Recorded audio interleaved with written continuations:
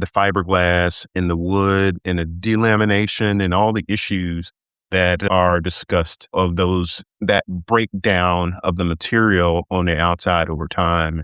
It's just something that kind of concerned me. So we took that into consideration. And then the other thing is slides, having slides slide out. You remember having a conversation with the couple at the park when they were talking about the slides, and they went with another brand that did not have slides. It was a classic. I'll put what that model was up here somewhere of what they had, and they went away from slides too because they were having problems with the slides. And the good thing about the Airstream is it does not have slides. You don't have to worry about the breakdown of that. And that's anything that's like that has a lot of mechanics. And the other thing too is I have some of my prior coworkers, they send me all of these outstanding travel trailers that are being developed, that are modern and have all the bells and whistles technology.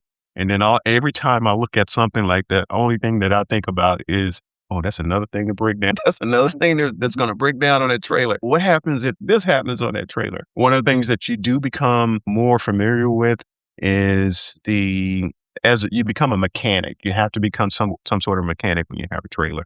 And what I like about the Airstream is the support network. Not only do they have all the forums that are out there, Facebook forums, the Airstream forum, and the help desk at the Airstream. Any issue that you have, someone out there in the community, the Airstream community, may have had that issue, and they are not shy. It's like I had an issue and I put a question out there, and before you know it, I had the answer come back, and all the things were taken care of. So.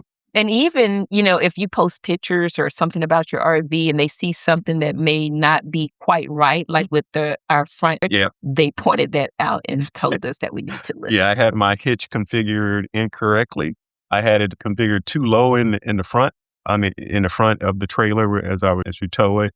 And someone noticed that and let me know, and it was correct. And I actually fixed that, and it towed a lot better. So. Yeah. So we really do appreciate that, especially if you're just getting started. You don't know the ins and outs of traveling with the trailer and everything, and people put information out there for you to help you. So it's kind of like a community where you help each other. Yeah, the Airstream community is great with assisting with the trailers. And there's so many different things that have been modifications that you can make to this trailer that are out there, and it's common. So that's another reason why we chose this as our choice of trailer. Thanks for watching. Please like and subscribe. This has been Mitch and Pat with Reaching Freedom, and we'll see you next time. Out.